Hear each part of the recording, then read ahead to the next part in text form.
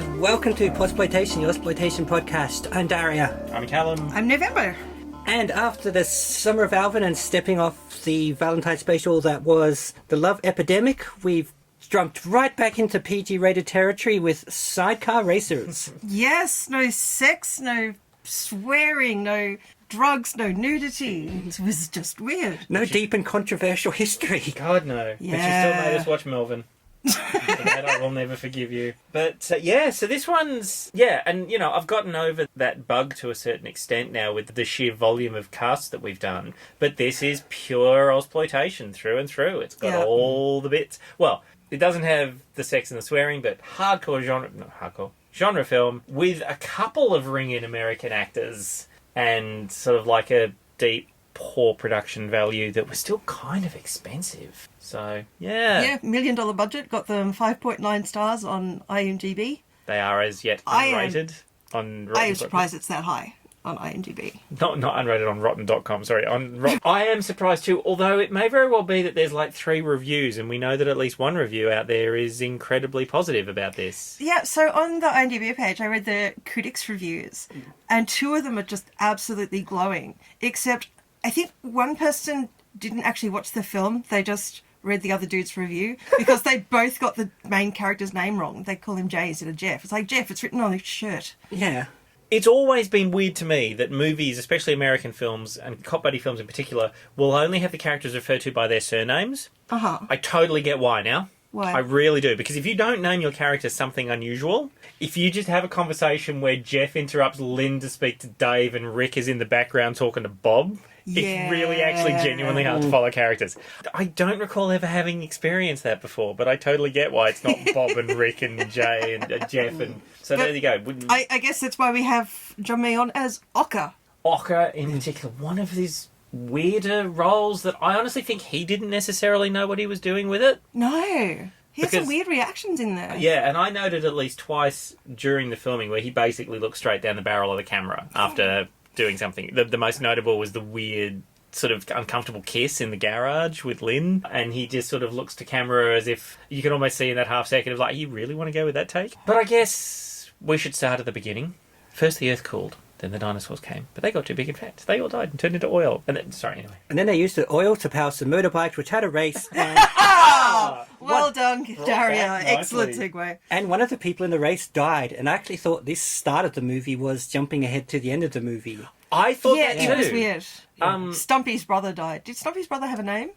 I think he did, but most of his importance seemed to be based on being Stumpy's brother. Yes. Yeah, I and didn't dead. actually Yes. note Stumpy's. Was he the one who was No, he wasn't uncredited then. It must have been maybe one of the stunt guys, because it was the particular person, as I was going down the names of the various people to put on the whiteboard, that went Sidecar Racer uncredited. And I'm like, surely that's most of them? Yeah. But for some reason, this uncredited one was more important than all the other uncredited ones. So he may have been a stunt man, I think, maybe, or something. Or could have been had a someone who line. found their own movie on IMDb and put themselves in.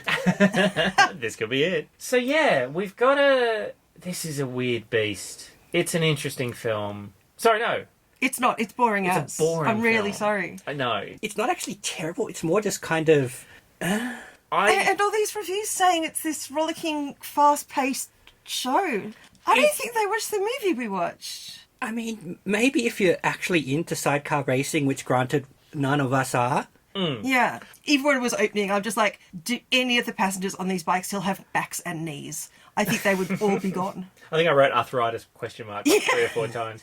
But I can kind Oh, of... no, that comes up later. Yeah, it does, yes. It does. Because I can kind of get it, because there's a little part of my lizard brain which enjoys the Watching things go round in circles. What's that? Yeah, well, the motor car thing. And in fact, there were certain sequences, especially the final one with the Bathurst race. I just realised everything about Panorama is kind of boring anyway, unless you're there. Sorry? The Bathurst race. Yeah. Everything there is boring unless you're actually Oh, there. no, that's what I'm saying. I totally right. get that. Oh, yeah, no, because I do kind of find that stuff interesting. I like watching rallies on things. I won't seek it out, but if a race is happening in the background, I can really enjoy watching the cars go round and round. And I could feel parts of this film eking into that lizard brain aspect that I could have sat and watched it. But all the film that's built around that is just not very good. Well, Really, it's a by-the-numbers sports movie. Yeah. Even though the sport is not one of the headliners like football or cricket or baseball. Yeah. In that you have the scrappy wannabes who want to get to the championship, in this case winning Bathurst to go to Europe, and it's a mix of like veteran or veterans and someone who has next to or no experience. Yeah. And along the way one of them leaves and there's some kind of satellite love interest and they almost don't make it at the last minute, but then everyone rejoins and puts in the effort and they do, and they win the cup or go to Europe or save the youth centre or whatever. Yes. There was no actual prize for winning, was there? There was no cup or Yeah, there was a prize. trophy. The prize was Europe. The prize was getting sponsored by a tyre company, but there was... No, it was Europe. That was the prize. The prize was Europe. And it was such a vague goal. Yes! It's a bit like an old video game. Your reward for winning is getting to play some more. I want to come back to the wannabes on that, specifically the point about the wannabes. But yeah, all right, we should stick with tradition. November, what's the review say? Two young people pursue their dream of being champion motorcycle sidecar racers on the Australian Speedway circuit. Excellent, because that leads back into the point I'm going to make. But it's also not true. No, because I take issue straight off the bat with their dream wannabes. One of them doesn't want to be. One of them didn't even know this existed. One of the biggest problems I had with this film straight out of the gate, Ben Murphy's character, Jeff Rayburn, the American, the first American they bring in for this exploitationiness, the young guy, has 0 dogs in this race. He has he's sort of floating through life, trying different things, but he's never wanted to be a sidecar racer. He didn't even know it existed. Yeah. And he's not even portrayed as someone seeking A new like thrill. a buzz or a thrill. He's just... He's happy He's surfing and studying Yeah. and doing whatever he wants. Because what was it he was studying when he was at Sydney Uni? It was Law, like a wasn't it? law, yeah. It's not like I'm studying a degree in awesomeness from exploding heads. I just love that though, because it was clearly 1975, free uni time. It's like, Yeah. oh yeah, I'll just go study a few units of this. It got me thinking because I've got not a big reveal, but I've got a point at the end I want to make about this film. But it hit me that there was a lot of stuff in the 70s and 80s of people being able to be vagrants without just starving to death in the cold. Yeah, yes. I remember that again and again from, and sometimes it's sort of the kickoff point, things Because of, like excellent Rambo Labour or... government. But I mean And cost of living. a greater vibe across, both, even America as well. I mean, you could have characters who literally, Littlest Hobo, well, actually Littlest Hobo was a dog. But, yeah, you didn't need some supportive form of income for them to be able to do what they were, but at the same time they're not rich. But they don't seem to have jobs. Yeah, we talked about this in Stalk, that him leaving his job and just deciding not to do anything else was actually seen as a viable option. And I guess, if you look at something like, say, The Young Ones, was it just that the cracks in catching society's vagrants were that much wider that you could live off, as John Birmingham has students, weren't they? Yeah, they got Young ones? student grants every term. Of course, in the UK you would. Yeah, you actually get money. I remember that actually when I was over there in the 90s and my cousins were like, oh, what are you going to do with your student money when you get back to Australia? I'm like, I don't know. And then I got back to Australia and was like, we're not going to pay student you money? to be a student. That's not how it works. Actually, it did in Australia briefly. You would study and you get a stipend for studying. Yeah, that's true. But then that changed very quickly and it became Oz Study Week. They would pay for most of your course, but then only if you met certain obligations, and yes. But it does seem like there was this period, and weirdly in real life too, because Penn Jillette talks about the fact that he spent a period of a couple of years just hitchhiking around the country. Yeah, but Penn worked since he was like 13 or 14 or something. Yeah, but he wasn't doing it with large amounts of money behind him. He just No. literally lived off whatever you got. So things like soup kitchens or whatever, and and you look at the Dharma Bums and you look at all of that kind Dharma of... bums. Dharma Bums were the group of people like Jack Kerouac and others who kind of shunted away from getting like a proper job. They were what Rick Mayall's character wanted to be in The Young Ones. You were able to live and you could Because walk housing away. didn't cost 60% of your income. Yeah, with your spray-on jeans and your double denim and your knapsack over your shoulder. And unemployment income was still at least kind of in pace with the cost of living. Yeah. Anyway, long story short, we have Ben Murphy, the American who's over there. He's ex-Olympic athlete. Yeah. But there's no real suggestion that he's re-seeking that competitive No, sports he's drive. just In fact, retired. he's Yeah. pushed away from it. He says it's not particularly interesting to him. So already we have one half of the tight-knit duo of the sidecar racers. And I who think these doesn't people are give a meant to fuck. be young, and they seriously look late 30s. But I think we've talked about that before. That was very definitely a thing of its era. Yeah, there Yeah. is a point where one of them refers to them as kids. Yeah. And it's... And I looked it up. The character Jeff, the actor, was 33 years old. Dave was 36. Lynn was 22. Lynn looked older than 22, I got to say. Yeah. She looked fabulous, though. Oh yeah, fine, but by modern standards, I would have guessed she was older, and well, I did. Yeah. Well, we didn't use sunscreen back then. So kick straight out of the gate with a race. Straight over the opening credits, and we've got what was at the time relatively good quality footage of a sidecar race. And of course, this is one of the things. The There's some really glue good that camera holds work this in film. this. There was some great camera work. There's... And I could totally see someone coming to Australia, seeing a sidecar race, going, yeah, hell yeah, I want to make a film of that. And that's pretty much exactly what happened. Only they didn't make a very good film. They should have just made a documentary about sidecar racing. Because some of the stuff That actually about... could have been more interesting. Exactly. Some of the stuff about sidecar racing... That would have been is way more fascinating. interesting. Yes. Rather than sticking this suggestion that you need to dramatise it, because... Yeah, anyway, we'll get to that further down the line. But, yeah, you could just make a documentary about it. It would be more cohesive, for a start. Follow a particular genuine group of people that are trying to make it big. Maybe, getting across to Europe was a big thing. And some of the stuff in this is real. Speedway sidecar motorcycles do not have brakes. That shit is real. Even now, they don't have brakes.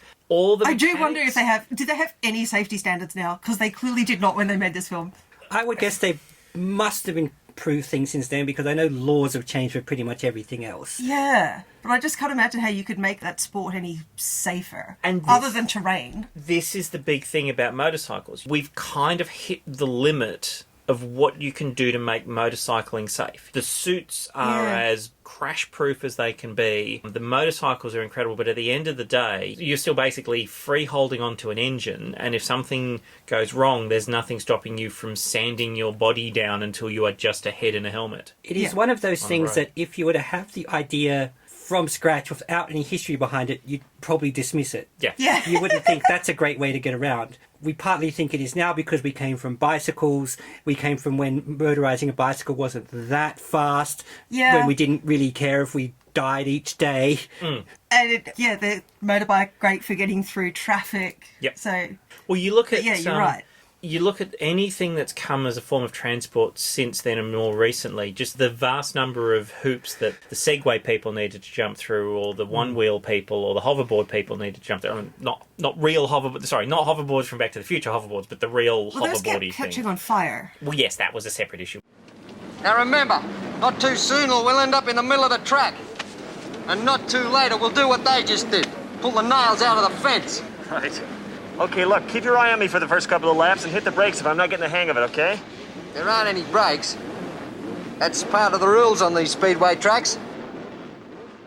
This is actually one of the things, I think, which, again, for me in this movie, suggested that they should have perhaps made a documentary rather than a dramatic film.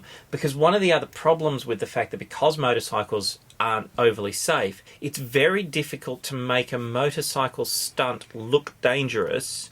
Because... Also, they sort of look dangerous by default. Yes. Yeah. I mean, that feeds into the narrative. I totally get that. That's kind of okay. But if you then need someone to come off, or the motorcycle to sort of collapse under them, I mean, you can't just drive two empty motorcycles at each other without doing some very careful editing and spending a lot of money on some properly articulated dummies. So There was a lot of sped up footage in the movie. There was a lot of sped up footage. You see that also in Mad Max and a couple of others when there was a lot less safety features. And as we know from documentaries like Not Quite Hollywood, safety wasn't necessarily a big thing back when these films were made anyway. You've really only got a couple of options, which is you capture genuine crash footage, and there's a very definite ethical, moral problem with that, or you fake it. And you can only ever fake it to a certain extent. We will eventually do Stone, where one of the things was a motorcyclist riding off the side of a cliff into the sea, and that was horrendously dangerous. And the only way they could do it was by riding a motorcyclist,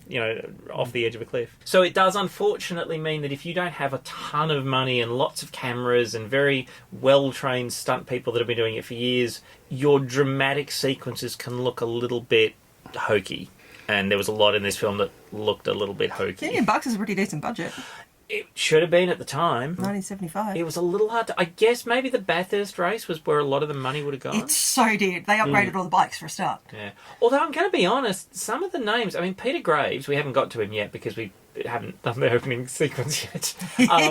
But Peter Graves was a big actor. Big time in America at the time. John Meillon had a reputation behind him, and he was only a secondary appearance in this. Ben Murphy wasn't too bad either. I mean, very much TV. So I can kind of see where the money went. But yeah, unlike other movies where you look at the film like Plug and you go, where the hell did any money end up? So yeah, so we have an opening sequence. We have, as same as you, I thought it was a flash forward initially. I thought it was the closing sequence we would come back to. Oh, we thought the DVD started in the wrong spot. Yeah, I do remember you mentioning that. It's like, have we skipped a whole bunch? Yeah. And that was the second time. And so we have Dave Ferguson with his offsider, Stumpy's dad, Stumpy's brother, sorry, who is his sidecar racer. Passenger. Yes, which is basically human ballast. Yeah, which is kind of weird because for those who haven't heard the expression, usually in Australian sport talk, a passenger is someone who's useless. Yeah. I was really surprised that is the actual word. Because, I mean, at the end of the day, what we're racing are motorcycles with sidecars, and that's where your passenger sits, who sits there and does nothing. Although, yes, in this instance, they do a ton. And interestingly, a ton of different stuff depending on the type of sidecar, too. Because when we were watching this, there were 3 very different types of sidecar. Yeah. You've got your oval sidecar motorbike, where you basically have the 2 guys... Oh, yeah, so don't picture like a normal motorcycle sidecar. No. Yeah, you're not fully... Absolutely different to that. Yeah, they're almost seated together. They're very close. In some of them. And that's the thing. You've got 3 pretty unique disciplines within this, and they make reference to that because you really need 3 motorbikes. They've got the dirt spinning one. The car equivalent is those cars you see with the massive fins on the top. I'm symboling with my hands. What are you talking about? The dirt spinning one? Yeah, the dirt. It's a dirt oval, right. And the cars are pretty much in constant drift. And what you have are 2 huge fins. You've got a big fin and a slightly smaller fin on them, and they're a cage basically. Yeah. And in fact, there's another... Oh no, we watched it, Midnight Spares. They were racing those types of cars, and that's the one where there was the fatality during the footage that they were filming. Yeah. So you got the motorcycle... and John Clayton was also in that. Ah! You're so good at this. So that motorcycling is almost basically, they're riding double dinking, as we used to call it when we were kids. So you've got your passenger behind you who occasionally gets off the seat and kind of hangs out over the side using what's basically just a piece of welded pipe. And if you haven't seen this, press pause and just look up some sidecar racing because it's insane. Oh, yeah. Then you've got your second type of sidecar racing, which was like the a rally dirt bike motocrossy one, which they are mostly sitting on the sidecar and they're pretty much on a flat piece of metal which is welded to the side of the motorbike. And sometimes they will be crouching and sometimes they'll be... Well, the thing that struck me was they look almost like chariot races. Yes. When they're in that. And I think that was the one where you commented in November particularly about how bad are their knees. And then you've got the final one, which was the one we saw, which is the Bathurst type sidecar racing, where it's very similar. It's just a piece of flat metal, but it's crazy aerodynamic, or at least it was for the time. Yeah. And there was such a difference in styles. Yeah, and they're lying down, really, and it's almost like bloody bobsled, and it's more about shifting. So, yeah, you've got different disciplines within the discipline, I guess. But we open with the motocross version, the in-betweeny one where they're, chariot racing. Were you surprised that the one girl wasn't interested, wasn't a racer? I ceased being surprised by the one girl character about 20 minutes into the movie. I have issues with her character that goes far beyond anything Bechdel-y. It's just... I genuinely don't know what she was for. Yeah. To be a possession of one or the other of the men? Oh, yeah. To have violent mood swings because women, am I right? Oh, my God. I actually wrote down at one point, it seemed like there was a point where she was literally just there to say the direct opposite of what Jeff, Ben Murphy's character, wanted to or should do. Literally, she introduces them. Yeah, and I don't ride sidecars. Why don't you learn? And immediately tries to talk him out of becoming the sidecar passenger. Jeff, don't go through with it. Once he gets on that bike, he forgets all about you. Sorry, the opening sequence. Right, so we're watching a race. Dave Ferguson, the motorbike rider, wins the race, or is about to, and they have a crash.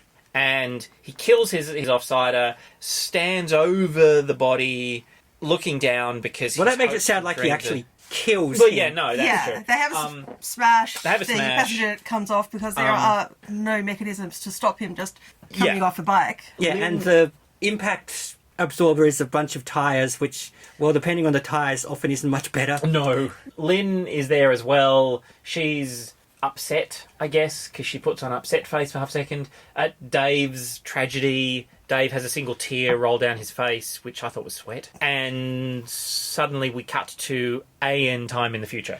Yeah. Yeah. Or moreover, we do that sort of weird dissolve mixing, which is just now we've flashed back. Yeah. So I Yeah. guess we're going to meet someone now who will die at the end of the movie, and that's them. And that actually kind of would have made more sense, because we didn't need to see this character die, because really, though we're talking about their character's death all the time, Yeah.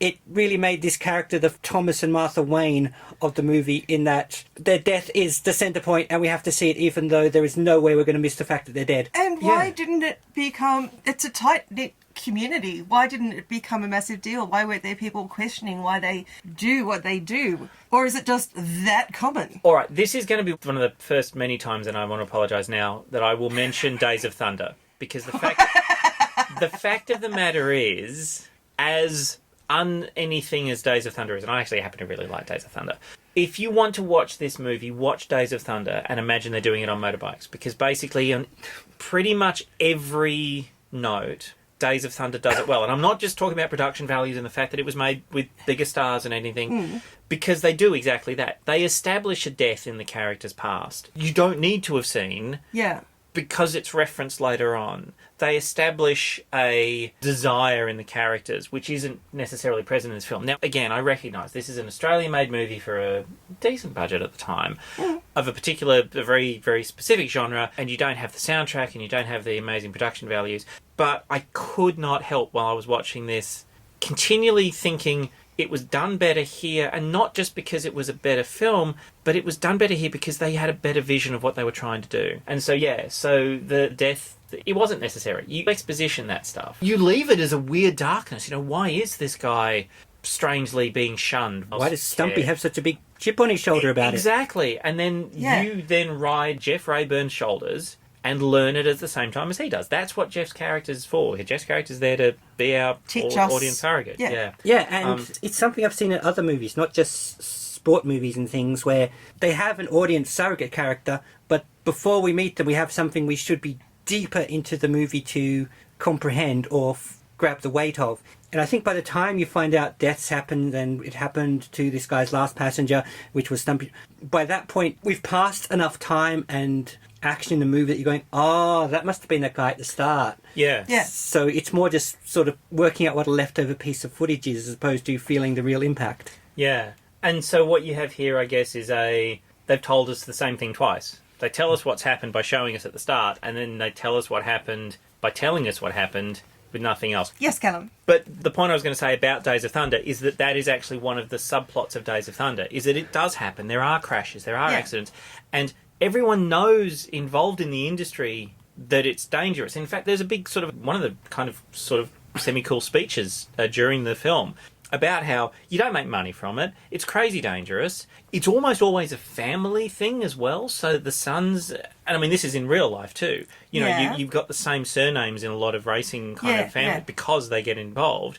But yeah, it's dangerous and you could end up on the wall, so you just sort of pretend it doesn't happen. Now, in Days of Thunder, they make that a whole subplot about the guy who has had an accident to the point where he's actually injured his brain, refusing to accept it. Yeah. And also Tom Cruise's character not jumping on the you need to stop racing thing, because he also is in full denial, because you ever tell a racer that they can't race and it's the end of the world. But that just doesn't come across in this. No. Yeah. So now we have the surfing. Lynn sees this guy surfing and thinks balance and control, he should be a new passenger. As far as we know, they've never spoken a word to each other. Yeah. Yeah, and as far as we know, she only watched him for a couple of minutes. Yeah. Yes, and why him? Like, a lot of people surfed on the beach. That is Could have been anybody. That is exactly what I wrote down. I said, why would he be the one? Because I think she actually says to Dave, you know, he's the one. It's like, why would he be the one? He's just good at surfing, and it's not like there's not a lot of surfers in Australia. Yeah. kind of Australia's sort of... They're known more for their surfers than they are for their sidecar race. So the idea that some visiting American could suddenly be spectacularly, awesomely the one because And a he's sport he'd able to never stand on heard a of board. before this. And in fact, he crashes out when we first see him. We didn't even mention the shoplifting. No. Was that meant to be a test? I But don't... if it was a movie about shoplifting, sure. Yeah, it was kind of a weird But meet you're right, cute. this little rich girl. Well, hang on. This is clearly a rip-off store because they were charging $8 for a pair of sunglasses. Well, $2 bottle of wine was the good stuff. Mind you, I do know places you can get sunglasses that would cost 4 times as much as a good bottle of wine. But Yes. Yeah. So it's after his first surfing session and they not flirted on the beach, Jeff puts on what the Terminator wears when he first rocks up after he's cleaned out the punks. and this is apparently supposed to be a while later, not just because obviously they're not at the beach anymore, because he's like, oh, I remember you from the beach. Yeah. So he had to put that together. When she was making faces at him in the mirror, he didn't think, there's the woman who must have just come straight from the beach. Yeah. He didn't know who she was at first. No. So did she follow him? Did she just happen to run into him again while she was She has got to be boosting following aftershave? him. Yeah. Now, and then we have a completely pointless sequence where she's busted. Yeah. They both get dragged into the manager's office, and the manager just reiterates that the guy's an ex-Olympic athlete, because he's already told her that on the beach, hasn't he? Or not? Oh, I don't think so. He hasn't told the whole Olympics thing. He's basically said he likes surfing. Okay, so he's exposition manager. Yeah. Yeah, and in fact, which makes the whole thing kind of weird, although I guess it does get the job done. But it does make it sound like there's another huge tragedy attached to Jeff, but if there is, we never hear about it. No, that's right. Because the manager goes, well, I kind of feel sorry for the boy. Yeah. Yeah, that's right. Because he's just Yeah. decided to do something other than what he was doing before. Oh, And he was speaks- he mistreated in Australia last time or something? I forget. He makes it sound like in very general terms that after these guys have peaked and then there's not much for them, but But you needed to cut a lot of that so you could stick in some more motorbike footage. yeah, but this is where some kind of... And Jeff left swimming because his Yeah. cousin died or something. Yeah. Yeah. Goes that he wasn't there when his aunt passed away because he was off in the Olympic pool. Yeah. And that was a tragedy that put him off it forever. That... He saved Yeah. 2 kids from drowning, but he couldn't save the 3rd, and now Yeah. can't look at a pool anymore. He turned after winning his match and high-fived his teammate and missed the hand and instead smacked him in the forehead, which forced him to go under and immediately drowned because he was right at the end of a swim and was totally out of breath. I could write an Alvin movie. it just makes it sound like those guys don't always do so well, so I'll let him off for shoplifting. Yeah. So they're talking to each other outside the store, and there is a woman in the background clearly staring straight at the filming. And then when it cuts back, she's away. And I thought initially, well, they've clearly told her to move on. Yeah. And then it cuts back one more time, and you see she's actually slightly to the side. So I don't know whether they've re-shunted because she will obviously not stop looking. And it makes me wonder how many takes, at $1 million Australian, how many takes of certain sequences they did.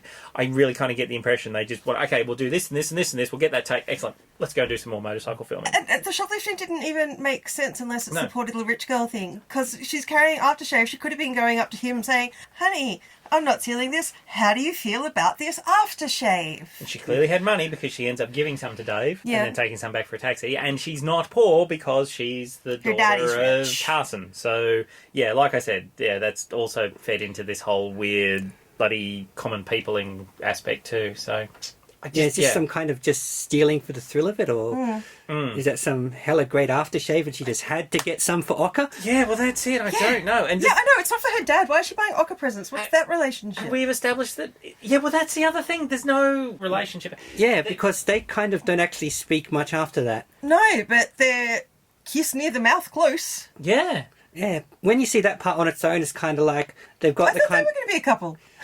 Or at least like a kind of a father-son sort of surrogate relationship, maybe. Oh, sorry, no. Father-daughter? Father-daughter, sorry. Father-daughter. Yeah, because that bit alone seemed like it was kind of, we got the kind of relationship where sometimes if I see something you like, I buy it for you, and, it all works that's out in right. the long run. Howdy. Hi. Lynn was telling me about this last night. Thinks you might be able to handle a sidecar for me. Same sense of balance, only if you fall off, you don't land in nice soft water. What are you trying to tell me? It's not kid stuff? Yeah, that's about it. Because that's how surfing works. So yeah, so it's not even like he's amazingly good at it. And this, of course, is another one of the things that's very tricky to portray when you're talking about a very specific genre of a physical event, whether it be surfing or whatever. If you don't establish the rules early on, the audience won't be able to see that a particular person is good at the thing as opposed to somebody else who's not. Because it's not like he starts off being good at sidecar racing, but then it's so frustrating because his driver won't teach him anything. Yeah, we're leaping ahead, but that bugged me too, that Dave's lot in life is to simply tell his sidekick passenger You'll figure it co-pilot out. as little as possible. Yeah. And when you're fucking up. And also, I'm sorry, but your training montage, no one trains during actual races. We see one learning session where they Good point. booked the track for a period when everyone else has booked the track, and then it appears that the other 2 times they're in learning mode is It's in a actual race. races. Yeah. It's like, yeah, okay, fine, you can be my rally driver and we'll just, we'll do Pikes Peak. Just learn the words as we go along, and, if you get them wrong and tell me in the wrong direction, we'll go flying off a cliff. But, there's... yes. And while I'm sure to a degree it's accurate, when Jeff asks him how this is actually done, he just says, "Oh, I just got to feel it." Yeah. That is not useful tutelage. No. He has no idea what he's supposed to be feeling. No. I don't understand why Jeff stays. Like, he goes for the girl. He learns that the girl is taken. Mm-hmm. Sorry, not in a Liam Neeson way. She's in a relationship. Maybe Dave has an incredibly amazing set of skills. And Dave's just an asshole to him. Dave is an asshole. There is... What's in it for Jeff, our main dude? And that was my biggest single problem with this, and that's why, if this had been a doco, it would have been okay. But if you want to make a film out of this, fine, have some tension. There are different levels of tension you can have between your protagonists. You can have sexual tension with a Also, third this was party. written by a novelist, which I find interesting. And this is what I don't get. I mean, again, I'm not a writer and I've never made film, but you've got to balance tension with goals. And Jeff doesn't care about Europe. No, He's Jeff in- could go to Europe anytime. Jeff has no dog in this race. You've got the sexual tension one. You've got the fact that Dave's an asshole. You've got 6 or 7 different tensions that you see in various other movies. Yeah. But none of the common goals you need. When I was actually talking to a friend of mine about this movie, they kind of got it. And they said, you need a reason why they're sitting at the table sharing a drink. Yeah. There's no reason why they're sitting at a table sharing a drink. And in fact, there's a sequence in the first half of the film when Jeff has actually quit his wherever he's living and is going to move in with Dave. And they have a big Barney as he arrives. And he's like, "What am I doing here?" And he's about to turn away and walk away. Yeah. I'm like, yes. Yes. What are you doing there? Go away. Yeah. Why did you go straight from hi to we should live together because... Yeah. Because you'll learn all about motorcycles if we live together. Yeah, But I won't tell you anything or teach you in any way. I'll leave then. Yeah. Yeah. He doesn't seem to have a dog in any kind of race. No. And maybe... And why is Lynn in a relationship with Dave anyway? Oh, because he's free, apparently. Yeah, I mean, look, that's another one again, is the Lynn-Dave relationship.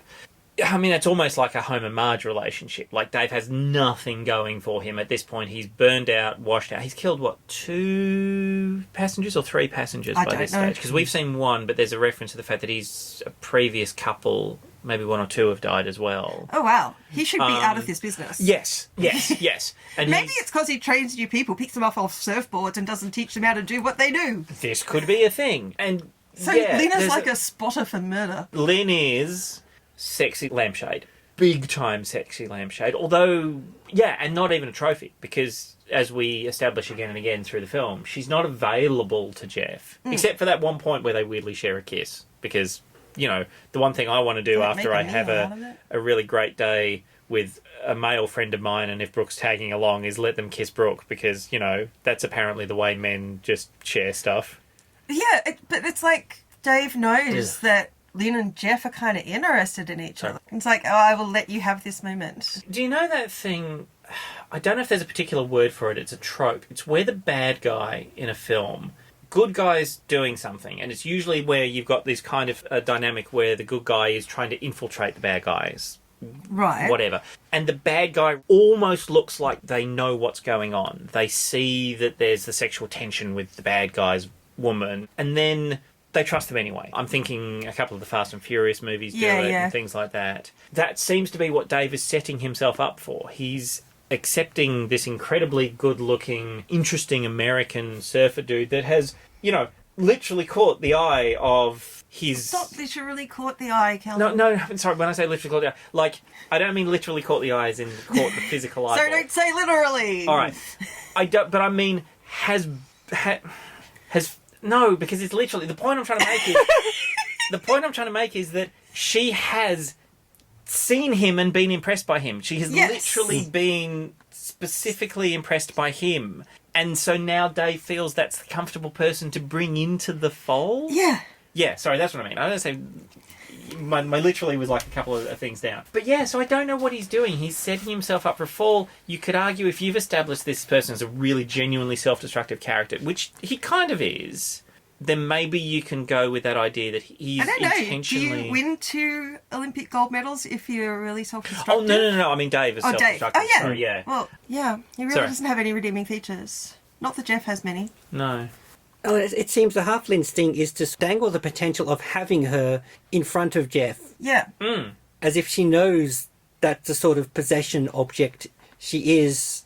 And, of course, Dave gets mad because she's his, although there's also this sub-thread of they're not boyfriend and girlfriend. Right near the start, when her dad, Carson, played by Peter Graves, says something about your boyfriend. It's like, don't call him that. Well, this is the thing, because I didn't think it's established that they're even together until about a third of the way through the film, when they share their first peck, I suppose. Yes. It seems like a bit more like she's just some vagrant, almost... The kiss, she kissed Ocker, she kissed her dad, she kissed Jeff. I just thought she kisses people. Yeah, well, that's it. Yeah, she seems like a POV tourist, touring poverty. She's common peopling. Common people, yeah. Oh, God, you're right. I mean, that's what it seemed like, because why else did she get involved? Because she doesn't even seem particularly interested in motorcycle racing. No. The only person who's interested at all is Dave. Yeah, what are Lynn's interests? I don't know. What are Jeff's interests? Oh my God. Go on. Well, you have the guy who's come in from the outside. Uh-huh. You've got the woman that they're attracted to. Yeah. You've got this kind of cadre group of racers of which there's a weird link to this particular character and another person. And you've also got this sideliner of Ocker, John Mallion's character, who's running the local parts supplier. Yeah. This is the original Fast and Furious. Without the police Oh my God, subplot. it is! Oh my God. It's like someone... Except he doesn't keep saying family. But this is the thing. It's like somebody recognised that this movie was almost a story and were like, you just need a goal. And gave Jeff, Ben Murphy's character, a reason to hang around. He needs to infiltrate. Because if you don't have that need for him to be there... Yeah. Because it's not even like you're teaching him a useful skill. You're teaching him something that will get him killed. Yeah. I Wow. wonder if he recognises how dangerous it is. Like, at any point, is he told, look, the last bloke died. Yeah. Want to jump on and have a go? I think when they have a couple of their gang fights and the baddies, the Jets and the Sharks kind of weird gang thing, it's made pretty clear that previously, Dave's riders have died. But I think we're meant to imagine it's a big revelation when Ben sees the first dead body, when you see the big crash after the race that they win. Oh, you bloody beauty, weren't we great? Wasn't bad, was it? Did you catch those moves? Never too early, never too late? Fantastic, you look like you've been riding together for years. Oh, wasn't we? Were bloody marvellous. I tell you what, sport in Europe next year will take on anyone. All right, we start saving today, then. Wait a minute, you better make that tomorrow, because tonight we're going to celebrate. Go on, give him one. We're partners in everything today. Hey, that's enough. Don't make a meal of it. Rapid fire some... Yeah, we've gone a bit more than even sometimes we normally do. So, very quickly, this is a story about sidecar racing in Australia, which is about a team of 2 motorcyclists, a motorcycle rider and a passenger who perform a series of races. And what we have here is the classic story of the almost washed up, desperate to become successful racer who needs help getting there and enlists the assistance of somebody who has no actual commitment or any reason to be there. Knowledge, experience, desire. A young and upcoming person. They have a series of wacky hijinks over the course of the film, slowly resolving... They do not have wacky hijinks. Slowly resolving their various tensions before coming together at the very end to win the prize of Europe and resolving all the various issues, except that they don't resolve anything at all. And at the very end, our hero wanders off into the rain. Yeah. Just walks off. Yeah. And he really doesn't seem to have any self-interest much at all. No. And he's not even necessarily got a problem, because you could argue that... Does he just like being mistreated? No, well, possibly. Maybe he's just a massive masochist, and this is the way he gets his resolution. If it weren't for the part where he reconsiders being a sidecar racer at all after the other guy dies, not really directly as a consequence of sidecar racing. Yeah. I almost think he had that condition where you can't conceive of danger or adverse effects to yourself, and so you'll just go with anything. Yeah. That movie, I think I might have mentioned it before, Jeff Bridges' Fearless, is a really good exploration to that. I mean, it starts with a plane crash that he survives, so his psychosis comes from a very specific thing that he manages to survive and convinces himself he's become invincible. But yeah, you have that kind of reckless, like, uber teenage...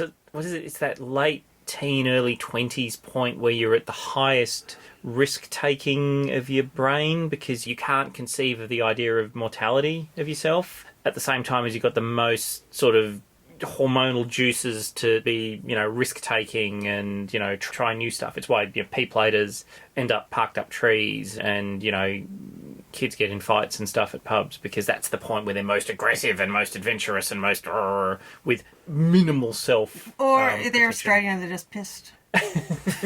Yeah, no.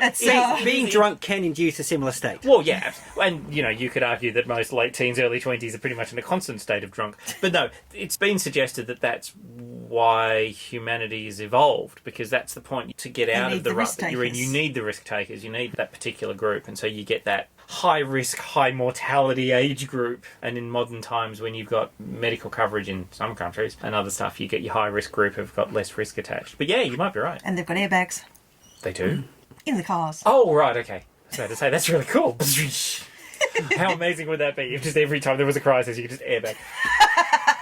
Have you seen the footage of the guy who's driven his Dodge Ram up against a pole in America? Yeah. And he backs off, and then the whole thing kind of airbags, and his MAGA hat goes flying out of the window. It's like the airbag smacked it off his face. We don't know if it's a MAGA hat, it's just a red hat. Oh, it's a red hat, yes. So we established that Ben Murphy, maybe if you could even argue that he's trying to come to terms with why he would let a promising career as an Olympic athlete go by the wayside. Maybe there's some internal conflict he retired. needs to... But that's the thing, yeah, that's my point. He's got nothing, yeah. If you establish that he's got a conflict, but he's just... Yeah, and as far as we can tell, he stopped swimming because he just retired and felt like stopping. Yeah. There's no indication that he simply stopped doing as well and slipped out of the sport, or that he got injured, or that something occurred to remove him from the sport. He just seems like, I chose to stop and I did, which is fine, but it seems that that's his entire lack of motivation for everything is... and then I did it. If there'd been some discussion, and maybe there was, because this is the thing... Which kind of means his arc is he's alive at the beginning of the film and at the end. Yes, exactly. And this is the thing. If you could suggest that the plot has been written by a novelist, maybe a lot of shit ended up on the cutting room floor. Maybe. Because that feeds into something I wrote down, which is especially towards the end when we're watching the Bathurst race.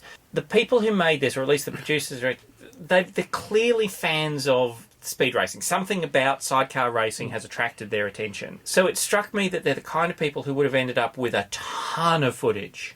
They've clearly got a lot of cameras and a lot of different shots. They've got a lot of different angles. So you end up with these sequences that go for way too long when they're racing, because when I say they go too long, they're not going anywhere. They're not establishing a particular point of danger on the track. They're not establishing a particular move. You can absolutely pound your audience with the visceral energy of what you're seeing. And this is, again, referencing Days of Thunder. When you watch some races, the races are full on. Yeah.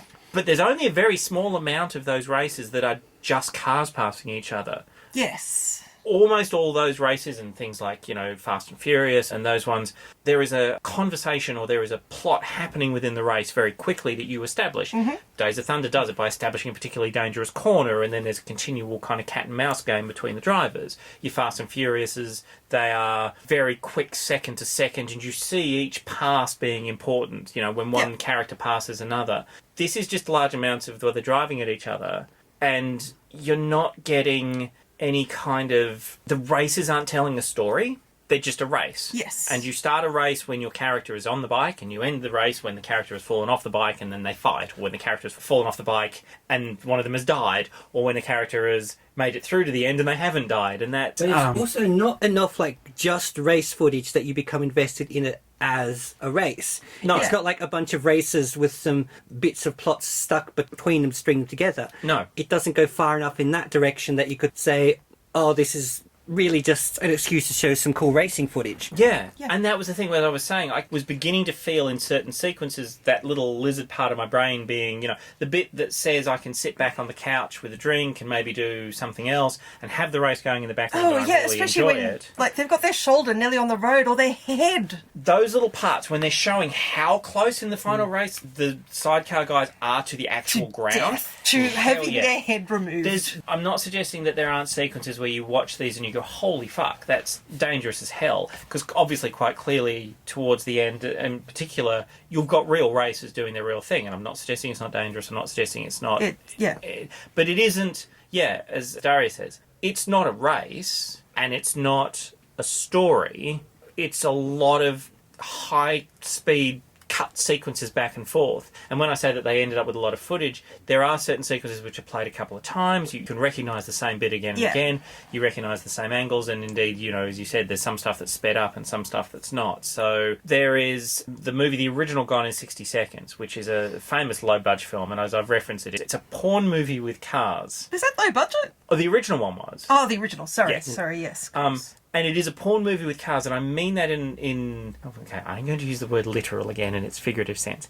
I mean that in its almost literal way. If you took a porn movie and you excised every bit that was sex and you replaced it with cars, that's what Gone in 60 Seconds is. It is bad acting, bad audio, the original. Bad acting, bad audio, weird camera shots, incredibly uncomfortable actors, but every now and again you show car porn. Yeah. And it finishes with famously for the time, really long chase scene. Long chase scene. But each part of it is building up to the next stunt. Up to the next stunt. And you watch a little bit more and you get the really cool car and then it's building up to the next stunt. And this was just a bit patchy. Unlike the Nicolas Cage Gone in 60 Seconds, which is fantastic in every single way. It is a classy quality film. Sorry, I went on a bit of a rant there, but I wanted to get that out there, that it was a little unsatisfying, and maybe that was one of the things I found about it, was that it was unsatisfying now, and I'm trying to think, I guess at the time, 1975, that would have been unusual footage. Certainly some of the camera shots and the rolling stock and stuff. But there's some really great camera work in this. Oh, yeah, the footage is incredible, and insofar as I guess what we're seeing is the writers' internal experience of what sidecar racing was to them and wanting to capture that, I'll give them that, but there wasn't a story played out in the races. So we have Lynn goes, finds Jeff on his surfboard, gets him to come back to the place. Then tells Dave he's cooking dinner for the new guy his girl has a crush on. Dave's apparently a good cook. Dave does establish himself as a cook. Yes. He asks if Jeff has any preferences food-wise. He says, anything untouched by human hands. What does that mean? I thought he was making a comment on the fact that at that point in time Dave's hands were covered in oil. Oh, I know it used to be a big hygiene slogan that food wasn't touched by human hands. There are robots making the food? I think the idea is that you were wearing gloves or not touching it directly or something. Yeah, or using serving things, Actually, late 70s, early 80s was big on technology with food. So true. It didn't even need to be anything that made any sense. It was just lots of E-numbers and science on your food and stuff. So, maybe. Yeah, so it probably doesn't relate to what Dave's going to do, because Dave's probably going to touch it like no one's business, but I can see where he's coming from. But then we have Lynn a bit later saying, don't go through with this. Once Dave's going, he forgets that you're there, talking about being the passenger on the bike. God, you got in there. Now you want him to leave. I mean, we do too. We want him to leave. Yes. And there's also nothing really to suggest that for all Dave's problems, disregarding his passenger is one of them. Yeah. I don't know if they keep dropping dead. He not dropping dead, but if he keeps killing him. But this is one of those things where Dave is a better racer than his passengers can be. Because what I kind of got was that Dave constantly runs his bike to the limit, and he just needs a racer as good as him. Keep up with him. Except, of course, then you've got Rick Horton, the elder of the two Hortons, suggesting that he's never going to be as good a racer as Rick will be. So Rick, played by Peter Gwynne. I think it is, Peter Gwynne's the older guy, isn't he? Yeah. So Peter Gwynne, who is actually, he's a little bit of a stalwart of Aussie film. I mean, as a lot of these people are. There's some big names in this. He plays the Yoda of the racing group. Well, he's the older person as anyone's got any sense. Yeah, and he recognises the kind of the maverick qualities of Dave's character. And that's another thing too, is that in this dynamic, what you would do is you would establish that Dave is great, that he's really good, and the only thing keeping him back is one thing. Yeah. But generally speaking, they play Dave out as just a kind of a mediocre racer. Yeah. And a dick as well. And totally Such a dick. And then we have Rick and Bob. Well, the son has found a woman he's attracted to, and Dad says, if your mum wasn't here, I'd have a go myself. Da fuck, guys. Jesus. Yeah, well, also it turns out Mom is there and making across her throat. Yeah. Also, it's kind of fed to us early on when it's dropped. To get to Europe, you have to win all these races, and then you have to win at Bathurst, and it's really sort of laid out as a thing Dave has no chance whatsoever of doing. Yeah, absolutely. And from our point of view, he then just kind of has a couple of races, and it seems like Bathurst is basically the next day. Yeah. So apparently it's like some kind of points system. So you've got to accrue points throughout the year. But they've been doing this for about 5 minutes. And then that's another thing which is, again, done very well with Days of Thunder, because Days of Thunder, through a series of quick kind of cuts and things towards the end, establishes that Cole Trickle, who's John Malkovich, Cole Trickle, who is Tom Cruise's character, is actually getting points. And in fact, funnily enough, it's done the same in Top Gun, and you can argue that Top Gun and Days of Thunder are basically the same movie. That you've got the score point climbing, and you have these little weird sort of dialogue-y bits. But yeah, we don't ever establish the point scores, and occasionally you cut to a handwriting on a form, which is quite clearly a genuine scoring form from this, because it made no fucking absolutely no sense whatsoever. No. It's not like a basketball film, for example, but even if you don't understand basketball, the audience knows that you score points. Higher points is gooder. Yeah, and you score points by putting the ball through the circle. And we sports good. Yes. And as you say, yeah, you can see two sets of points next to each other, and you want your hero to have the bigger number. Yeah. And it's not like you can't portray that, because if you show them driving past somebody waving a checkered flag, you establish a win. That's you right. just do a few of those. Yeah. But I guess, and this is something I've encountered in all sorts of little various areas of my life, once you get deeply into a thing, and whether it's because you're passionate about it or you do a lot of research about it, you get used to it, you forget what it is like to have not known anything. And so true. And you forget that when you have an audience stepping into the movie, you need to spoon feed them everything from the start. Yeah. And we're talking about a sport that most people don't know. This is a really niche sport. Yeah. Even for the time. No, type it in, type sidecar racing in Australia into your search engine of choice. You will get pages and pages of results. Oh, yeah. Because it's a very focused group of people who are heavily into it. I guess, again, the equivalent being stock car racing in America or NASCAR. But you need to establish that. You need to explain, because you can't guarantee the people who are sitting down know a single thing about it. And other than this is a really cool film with motorcycles, you need to. And had it been a documentary, that would have all been explained. And I'm sorry, but once you've thrown $1 million Australian into this movie in 1975, you are not making a movie just for sidecar motorcycle fans. You need as big an audience as you can. Yeah. And admittedly, you only need to get their butts on the seats once, but. Yeah. There's also a problem with the sports movie format, which this very much follows, in that you want to get your underdogs to the final, the cup final, the big last race, the whatever it is by the end. Trouble is, to do that, you have to keep on winning in most sports. Yes. And that means you've kind of got this chunk of the movie where your underdogs are going to start losing their underdog status because they keep winning stuff. Yes, that's where you need another conflict. Yeah, and in Major League, which is the template I'm going to in my head, you've got that someone wants to shut the team down. Yeah. And here, the biggest stake seems to be just not winning. Yes, Yeah. absolutely. And the character conflicts are all over the place because Lynn is a woman straight out of a 20th century stand-up routine. How so? You know, they're always changing their mind. You don't know why Oh, they do what they're God, doing. yes. And who All right. understands women, huh? Yep, you're 100% right. Okay. And the nearest they have to an antagonist in this sense is her dad. Not so much in the capacity He's as only in her, a few scenes.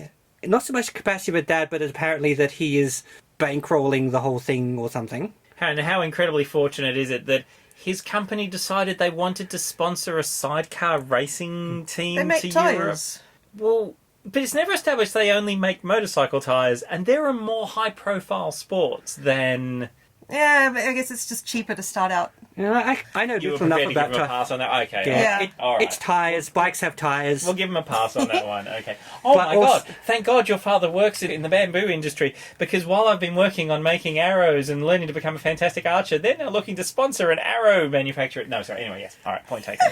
But he's not even an actual antagonist. At most, he's saying, I'm just going to enforce and maintain the rules as they already are. So he's not trying to drive them out. He's just saying, if you don't win, you won't win. Yeah, and, you know, his daughter's relationship with Dave, that's not particularly problematic for Dad. No. He just doesn't want them shagging in his house. Yeah, and Dave does this big, how do you think she feels when you keep on going off to work? It's like, well, she might get a bit lonely, but I think she understands people go to work. Yeah. I think she You're all grown-ass adults. I think she comprehends that she lives in a nice house that her dad's work has paid for. Yeah, she's not like a dog and someone disappears and then comes back 8 hours later and the dog doesn't know what happened. Yeah. And she's not a She baby, does, yes. so she doesn't think Dad stopped She has existing. object permanence. That's right. I mean, look, don't get me wrong. Every now and again, her dad is stuck in a horse box so he can watch a race. Because, It oh my really God, did look like when that. Peter Graves was looking at the race from the sideline, it really did seem like he was stuck in some kind of a stable. Yeah, it really did. But it was just, at most, to think, yeah, I wish she didn't have to go out so often. Not, we're becoming estranged. It's just not like I even have a father anymore. Yeah. She's still... Yeah, anyway. And again, it's just so vague. And no one establishes early on what they need to achieve to win this movie. Nobody has a goal beyond Europe. Dave getting to Europe. And even then, we don't know why he needs to get there other than Europe. We don't have a goal for Lynn. We don't have a goal Yeah, for there Jeff. doesn't seem to be any kind of monetary No, prize. no, not at all. Yeah, Actually, no goal for anybody else. we literally see that Lynn can go back home whenever she wants. Yeah. As we find her in that incredibly nice little Very foyer rich area family. looking out over the harbour. And like I said, that's where you get that kind of vibe that she's almost a kind of a common people sort of tourist. John Mallion's pratfall Ocker character is just...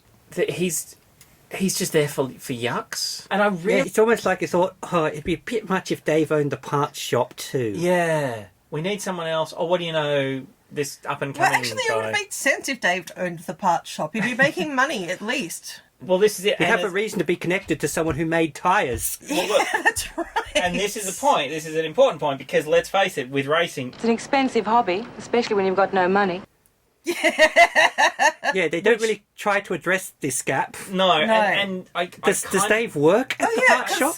Because at least at the start, Jeff is under the impression that this makes money. This is kind of like a job. Yeah. Which is something else that Dave has not told him. Yes. No. And that's why everybody then says, you know, you don't make any money from this. That's when you get the big reveal towards the end that Rick's like, no, you don't do it for the money. You know, we do it for the chance of dying in front of our family members. And, you know, to Jeff's very small credit, at one point, like after he's been on the bike a bunch of times, kind of says it's a hell of a rush type thing. And look, this is the thing. I don't know whether I should say this or not. Oh, go on. It's going It's to be good. almost like the people who decided to make this movie got a real thrill out of watching this racing. Yeah. But did not understand... How to translate that? No, not necessarily that, but didn't understand where the motivation for these people to do it would come from. Right. Or Yeah. how to give it to the audience in a sense that would make sense. Because factually, you can say they do it for the rush. They enjoy that. Yeah. But if you're someone who doesn't understand more broadly what kind of rush that is or why you do something just for a rush, then it's like, oh, is that You it? need a reason. Yeah. And that's where this could have been a better documentary. Because if you then literally say, why do you do this, and hand the microphone to someone, that will automatically be an interesting answer. Absolutely. It will either be some guy going, I just do it for the rush. It pins that as a Get whole that, shit. or that's- I've been doing this my whole life. My dad did it. Or they will then give you a genuinely unusual out of the blue answer. It's like, the family farmers, whatever, or the whatever. And to then say, okay, this is really awesome. It's a bit like when you see a movie, a mainstream film that delves into the realm of BDSM or kink or whatever. Yeah. They always need to excuse it at the start because Because, the person is a bit fucked up. Yeah. They can't... You can't be a well-adjusted person into... Exactly. You can't just be a norm and also be into leather or lace or furry suits or whatever. So you need an excuse. And it's a bit like they decided, okay, we want to show that this was an amazing thing, which the people who do it are clearly obsessed by it. But also we need to explain why to like the people who are going to be in the cinema, because, I mean, why else would they be into it? And so, romance and romantic triangles and conflict between people and just didn't... Yeah, it really made it seem like most of the people doing this racing didn't actually seem to like it much, which is not a good selling of we do it for the rush or even we do it because we enjoy it. And I'd be curious now, because the movie was created because the people who wanted to make the film were kind of stunned by this subculture and wanted to make a movie about it. I think they thought it was particularly Australian thing as well. I wonder if they still follow it, if they became fans of it, or if they just saw it as even that is a more interesting story to tell. Do you remember Metal Skin? I do not. It was that late 90s, early 2000s Aussie film about street racers that we watched thinking it was going to be an Aussie take on Fast and Furious, and it basically was just Nut Bars the movie. I have And erased this from my memory. It was all about a guy who wanted to become a street racer, and he overpowers his car and blows his tyres and is right on the edge. And every other part of his life is just shit, because that's the way Australian movies were being built at the time. They were making things like your Muriel's Wedding, and it's basically a Bad Boy Bubby, but with cars. That kind of almost seems like what this is. This is almost like a kind of a culture dip. This is an amazing culture. We can absolutely take this and make a movie out of it. And now let's just sit back and watch these weird people who are into this. But that's not really a very interesting film, is it? So maybe we should do something more. I don't know. Yeah. It almost seems a bit reductive for the subculture of the racers. Yeah, because it seems like a lot of these people, their entire lives, all they do is sidecar race, except they don't actually like doing it much, so they seem like very empty people. The only one who actually was convinced does it because they enjoyed it was actually Peter Gwynne as Rick. Yeah, absolutely. Rick just has a ball. Even Paul Burt, the guy who plays his son, Bob, you do get the impression that it's just what the family does. But Rick's the one who, he's got the most eyes on himself kind of awareness of, it's a bit crazy. Yeah, of course, we're not going to make any money. We just do it because we do it. And somehow, maybe it was his acting, maybe it was the fact that we briefly saw his wife, who is not a racer. He was one of the few people who I thought, he has a life outside of this movie. Yeah. Yes, yeah. It's usually with movies that are set over a long period of time, although not only, that sometimes you actually feel a bit sad watching some movies because it feels like all that is in these people's lives is the events you're seeing in the movie. Yeah. And sometimes that is not enough to be alive. One. No. Yes. Yeah, you're absolutely right. In Dave's case, definitely. Yeah. There is that basic sort of theory, which is, is this the most interesting thing that has happened in these characters' lives? And if not, why are you not showing us that? But there is also the flip side of that, which is this can't be the only thing that has ever happened with these characters' lives. You cannot have just pulled them off the wall and pull them out of their shrink wrap and NPC them through this and then just stick them back in their shrink wrap. I get it worse when a movie's set over years and years, because then that's literally almost all the character's life on the screen and nothing's happened, and you think, oh, you poor people, you're only going to live, 100 years? And we've just seen 60 of them on screen and they look so empty and dull. Yeah. Jesus. I mean, you can still portray some very interesting movies where you follow the entire life of a particular character. It's when it looks like this film has nothing to do with this film, but it's the one where I felt it the most. It's called either Clone or Womb, depending on where you're watching. Matt Smith and Ava Green, who you'd think of that, with that pair of stars, you'd be in for something. Yeah. But the film just feels so sparse that even though it covers 20 or 30 years or more, you just kind of think, wow, I just kind of feel for these empty people that had nothing going on for 30 years but this. Ouch. Wow. No, I'm not familiar with that. I might have to check that one out. Or maybe not, if that's a suggestion on this one. But, yeah, so... What's with the comment when the father and son ogling the same woman? The blonde with the arthritis. The fuck was that line? Yeah, I had arthritis with a question mark, but I thought that was a reference to the knees, so I actually got rid of that one. Yeah, I don't know the arthritis that she's...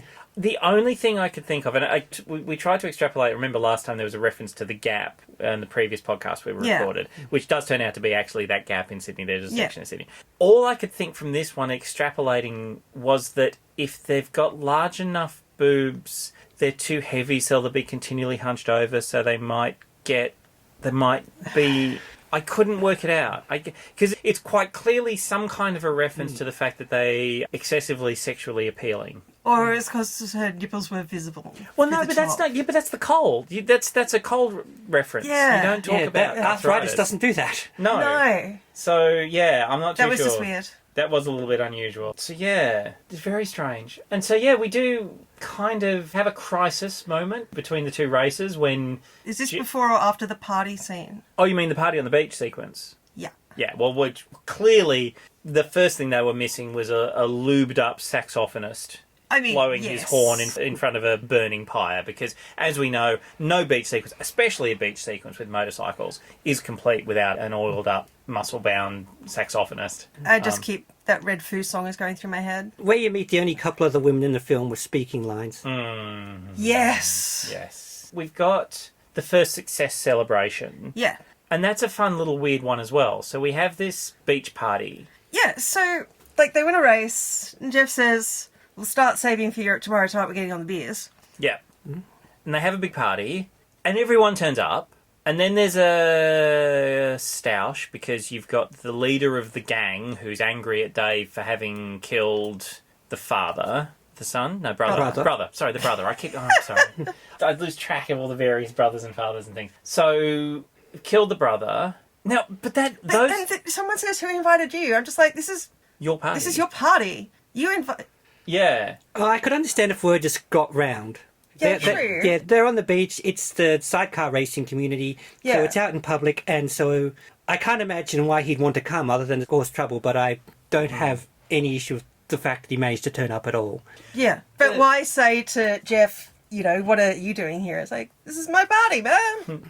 The other thing about this that felt really weird just before the party is the win felt unearned. Nothing changed. No, you're right. You're 100% right. And again, this is another area where Days of Thunder did it better, because with Days of Thunder, they only get their first win after the driver and the mechanic's characters come to an agreement. So we need to see Jeff have a breakthrough. We need to see some kind of a connection between Jeff and Dave. Beyond him just yelling, now you've got it, now you've got it. Yeah. That's fine. Something needs to have happened so that they suddenly become that team. Otherwise, they're just sort of failing. And even the bracelet. That could have been another point. So Dave's bracelet, which... His lucky bracelet. Well, it hasn't brought you any luck so far, but keep going. Well, this was the thing, because I kind of was like, well, okay, clearly it's not lucky, so it must be important. Not lucky for his bleeding passengers. So how do we establish maybe it's made of previous bike parts or something? I mean, as we've discovered... That would have been very cool. They literally just leave the motorbikes lying in the middle of the racetrack, burnt out, as we saw when they go back to the racetrack the night with the mini moke. It's literally just sort of still sitting there in the middle of the field. You think some smart sort of be able to Frankenstein together a new bike out of all those bits? Yeah. That'd be a more interesting movie.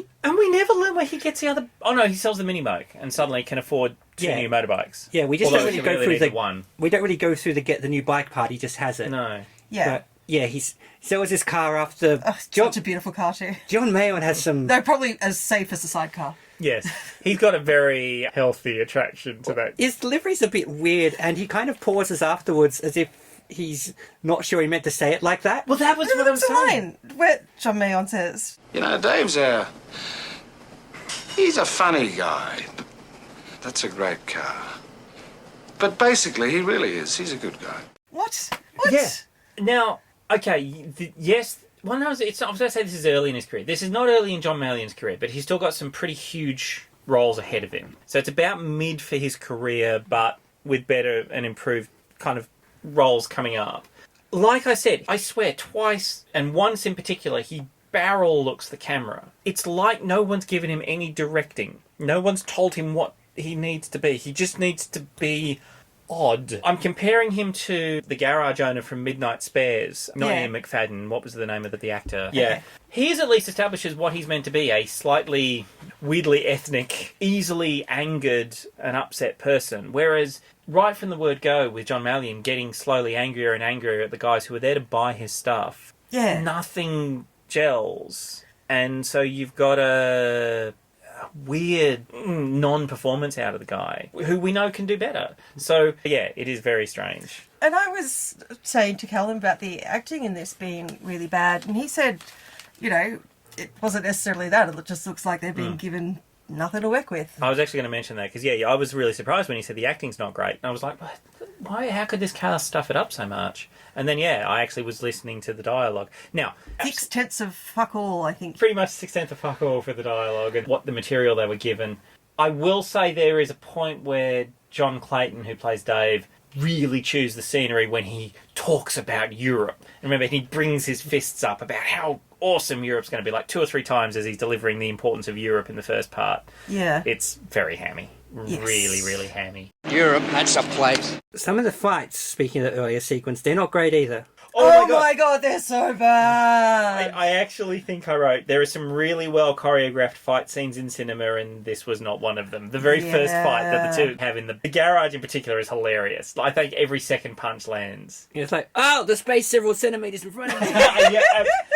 Okay, this is probably as good a point as any. One of my main takeaways from this movie is that this movie is a feature-length version of an 80s TV show episode. It's Dukes of Hazzard, As a resolve, they get the money for the orphanage. Not always. And it was really funny because I was continually getting... And I thought initially it was just because of the actors, that Peter Graves and Ben Murphy both spoke to me as very definitely that kind of actor I would have seen on television. But then when I watched the closing credits, as I mentioned, it's the Incredible Hulk. Right down to the point where he's walking away with the slow piano music playing over the closing credits. Yeah, you want Lonely Man playing there. You really... Yeah, it's a TV show. It's an 80s television show in 1975 on the big screen. Yeah, and he's going to wander to the next town where he gets lured into a different sport and has to, I don't know, sell something else. Yeah, when he becomes massively committed to fly fishing as the person who catches the hook in his teeth on the back throw or something.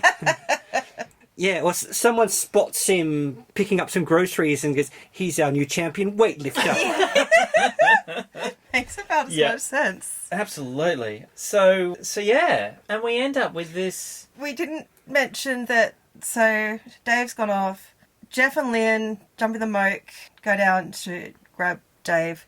They do a few laps around the circuit. They drift a mini moke, which is very impressive. Apparently with a very unsafe car at the time, and so you have your principals inside. And then Lynn and Dave just burst into singing I Love Aeroplane Jelly. Like aeroplane jelly. Were they that hard up for the $1 million? They had to lay down some advert singles? Well, it was really weird because I did not notice a vast amount of product placement. Oh no, they just had Skippy flashbacks to the second Alvin Purple. I did suddenly get the urge to buy a lot of Caltex oil. Oh yes. And interesting. And Winfields. Well, I was going to say, interestingly, despite the fact that there was Winfield advertising everywhere, there's only one person who smokes in the whole film. Yeah, that's really surprising, hey? Yeah, but it was Peter Graves' character, wasn't it? Yeah.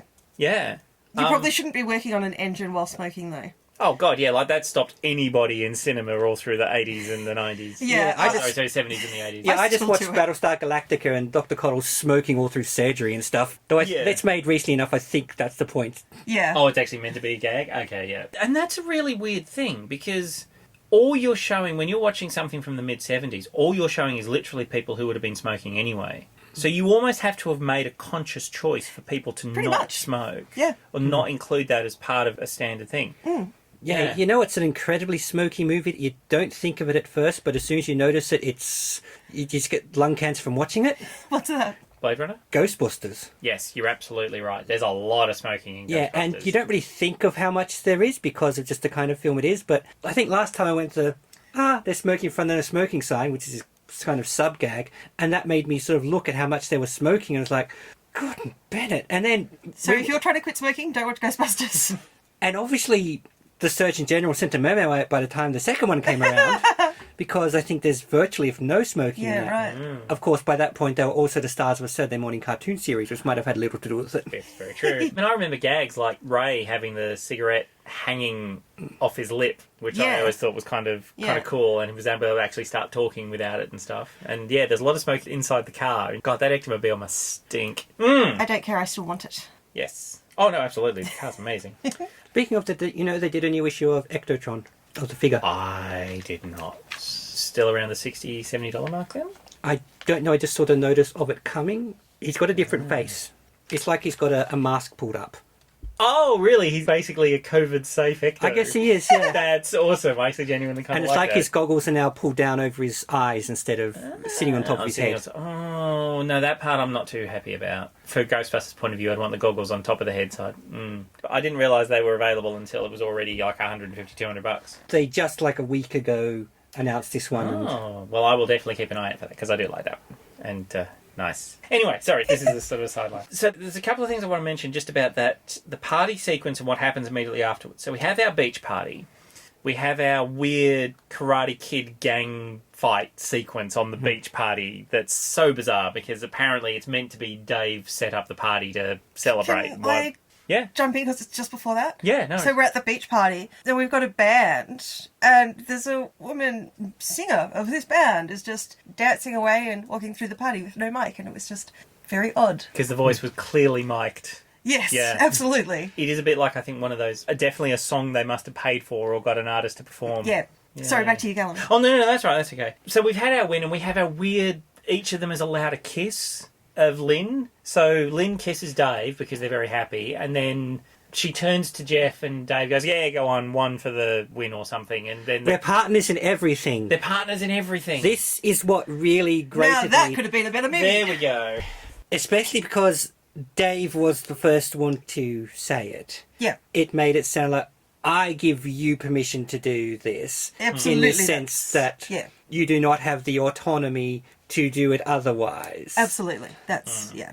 And there are ways to play, I know I'm your girlfriend, but it's a big moment, I want to kiss your friend. There are ways to do that. I've seen it happen in real life. In fact, I was the friend once in real life. Aw, lovely. But this really made it sound like Dave owned her. Yes. And then it made her sound like possession they shared. Yes. And she was very much a possession of Dave's. Sexy Yeah. lampshade. Yeah. And that her personality is all over the place, a bunch of mood swings and confusing stereotypes and what is going on. That doesn't help. Yeah.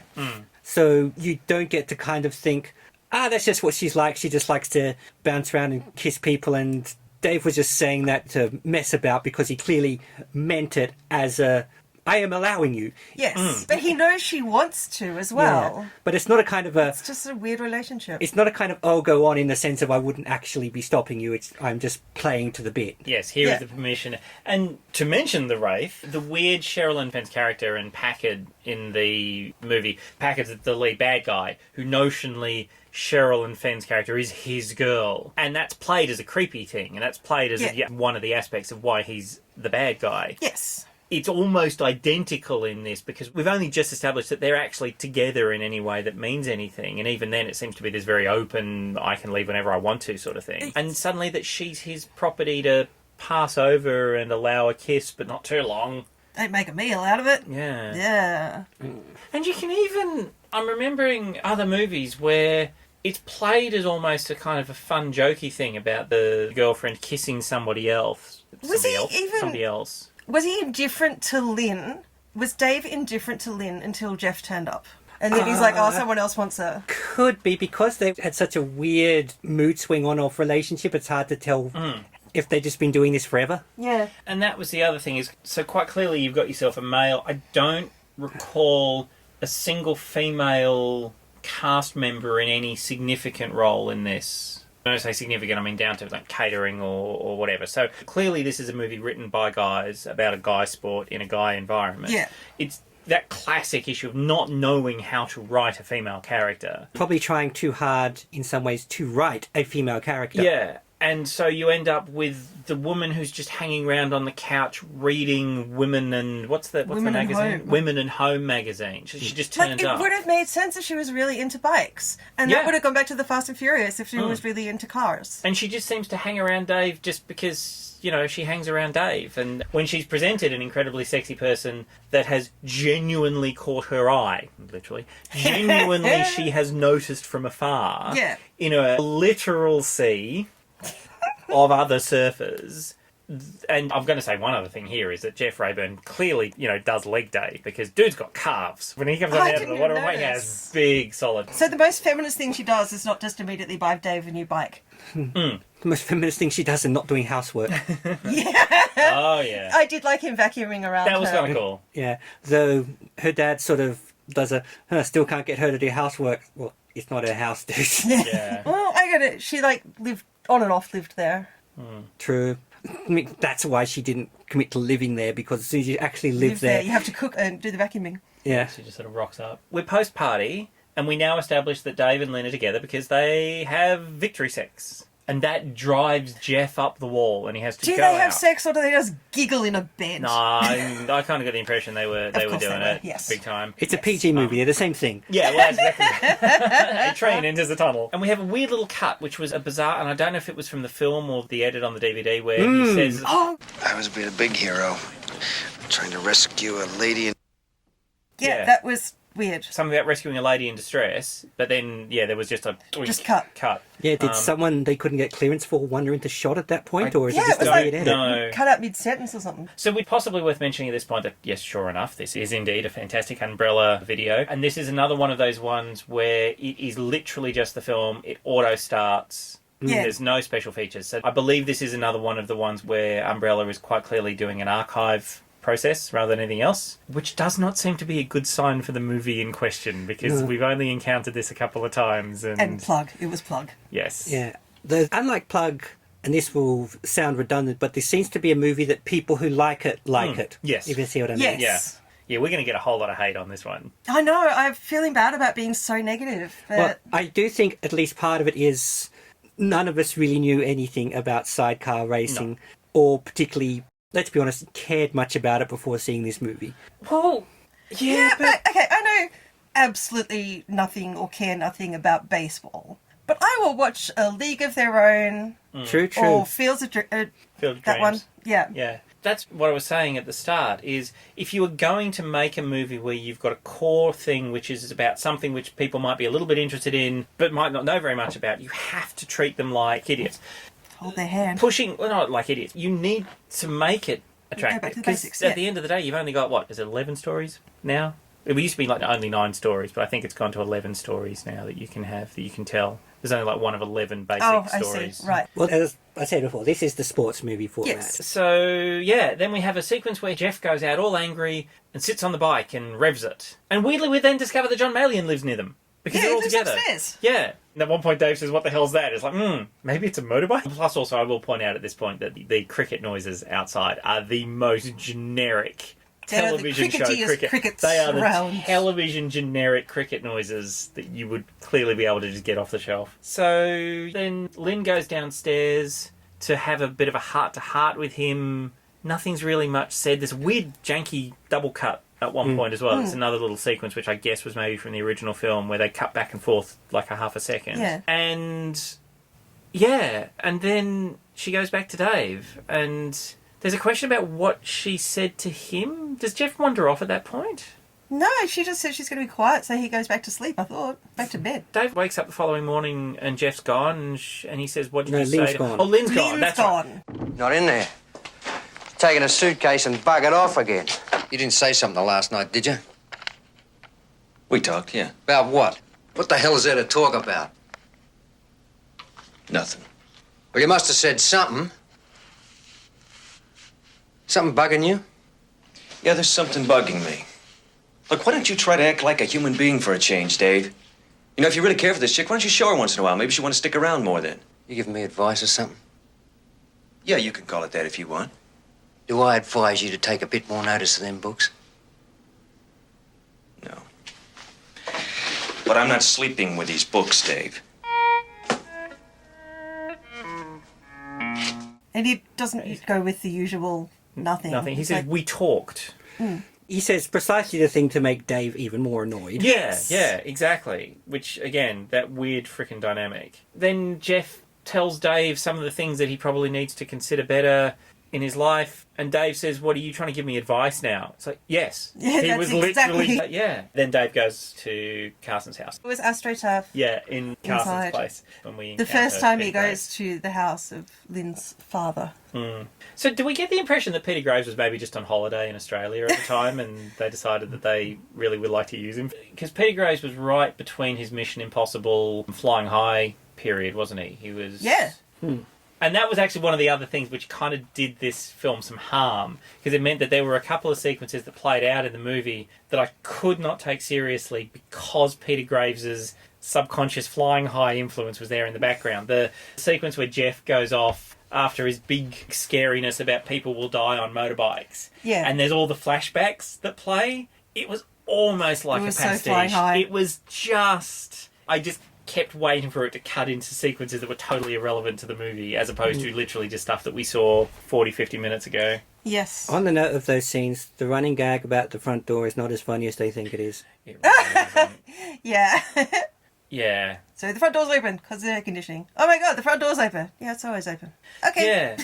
Which, although apparently was something that really weirded out non-Australians. Yeah, particularly Americans were very surprised that Australians would just have the front door open. And when I went back to the UK in '93, I can remember that a lot of people asked me about Neighbours. And one of the things they said is, do you guys really just leave your front doors open so anyone can walk in? And it's like... Always. Yeah. So, in case you're from a foreign country and don't know about this, Australians leave their front door open. Depends on where If you they're in live. the well, if you're in the house. Yeah. But, yeah.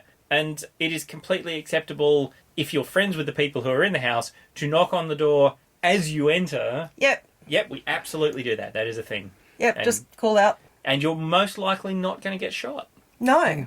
Probably. Probably. Though apparently you might have bike parts thrown at you. Yes! Jesus. I do like that little bit of reality in Hughes when that happens. Throws that and he's like, whoa, hey, that cost like $50. Yeah, because he's apparently, in an incredibly expensive sport, especially when you've got no money. So I think, we've bounced around a bit, but we basically sort of hit all the main points. We have our big final race in Bathurst. All of our major bike riders there. This makes the part at the end, in the last race, because Jeff's gone for a 10-minute retirement and decided he's not going to race in the last race, but Jeff still wants to, and he calls in some other guy, I've forgotten the other guy's name. This dude who randomly turns up about a third of the way into the film and becomes the person who's standing constantly beside Lee. Oh yeah, we're just like, who are you? Yeah, this random mechanic guy who makes an appearance and is there and is cheering and helping, and then suddenly he's notionally the person to call. Yeah, anyway, yes. Yeah, but instead of making it look like Dave's been driven to desperation to get another partner because his existing partner has gone off, it just makes it look like, oh, so can just anyone do that then? Yeah, exactly. Yeah. Which, they did have kind of the idea of, again, another dropped opportunity when, towards the end of Top Gun, after Goose has died and Maverick needs a secondary person in the cockpit, and the idea that, somebody would step up and be there for him if he needed. I think it would have been much more powerful if, say, Rick had stepped up and said, I'll be your offsider, but obviously they're racing themselves. We haven't established anybody else's. I mean, hell, John Meillon, if he'd come out of retirement or be prepared to be there, you even make it a wacky joke, for God's sake. But yes, this random person almost felt like they suddenly realised they didn't have anybody, maybe a third of the way through production, so they back created this character who hadn't appeared in the beginning and then was suddenly... Well, we haven't finished these early scenes yet, so get him to stand in the background of them. Yeah, and then he was just the person. And then there was that brief kind of, oh, can I want to have a go? And then, he just... Then he's like, I was just keeping the seat warm for you, off you go. Yeah, Yes. so And strange. then there's the Dave's racing like an old lady sort of thing.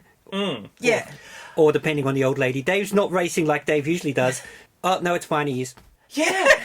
And that's another... Oh, my God. And this is another, again, and this is more Top Gun necessarily than Days of Thunder, although they do it in Days of Thunder too. He's too scared. Fine, establish that he's scared, but he's not the one who saw the dead bodies. He's not the one who's been affected... Well, he saw the dead bodies as well. He's not the one who's been affected by seeing the dead racers. Yeah. No, Dave. Dave is the guy who's choosing the speed of the motorbike. Yeah. Dave is not driving hard. Yeah. But we What do you don't mean know What why. do you mean Dave hasn't seen the dead bodies? No, that's what I'm saying. I made a mistake. Dave had seen the dead bodies as well. Sorry, all right. But Dave has not been affected by them. Jeff was the one who was prepared to walk away. Yeah. Dave has seen this happen before. Dave has stood by while he's owned. But we haven't established that Dave is now suddenly afraid of racing. No. There's no reason for him to be slow, as Daria says, and there's no reason for him to suddenly get better. Well, they have a pit stop and someone says you're driving like an old woman or whatever it is. And it was like, oh, all right then. Yeah, exactly. Yeah, Problem and solved. this would have made a bit more sense if the other bloke had been in the seat up until that point. Yeah. Then Jeff returns, and that's when Surely that would disqualify you. I don't know if that does. Plot-wise, it would make more sense. Actually, yeah, because it really would. And Dave is the only name listed because it always lists the driver and not the passenger. But, Unlike yeah. scoreboards and shit. Yeah, so Yeah. I don't know if you can change passengers halfway through, but It can be for the sake of the movie. in Yeah. plot terms, that would make a lot more Yeah. sense, or at least not doing the, Dave, you need to drive better. Oh, hadn't thought of that, cheers. Now, It's just, yeah, pretty much it. to Top Gun Days of Thunder parallel this, Top Gun and Days of Thunder are like the wraith of I this know, movie. well, they really are, and I do apologize, but it is literally almost these parallels. So, in Top Gun, this moment is resolved when Maverick refuses to engage in the fight, and you have his Rio yelling at him behind him, Yeah. and he begins to hear it as Goose's words. Now, whether or not I've never worked out whether they actually got Anthony Edwards to actually record some of the dialogue, but you see him go through that whole process, recognise what's going on. The Days of Thunder take is that he's scared. He goes through the crash sequence, which is where he previously creamed his car, makes it out the other end, bang, he's fine, and drops the hammer and he goes for it. That doesn't happen here. You're right, he just... It's not even Back to the Future, who are you calling chicken? It's just, I need to go faster. Yeah, shit. I should probably go faster if I need to read the rest. Yep. And it's never explained how he makes up a lap and a half.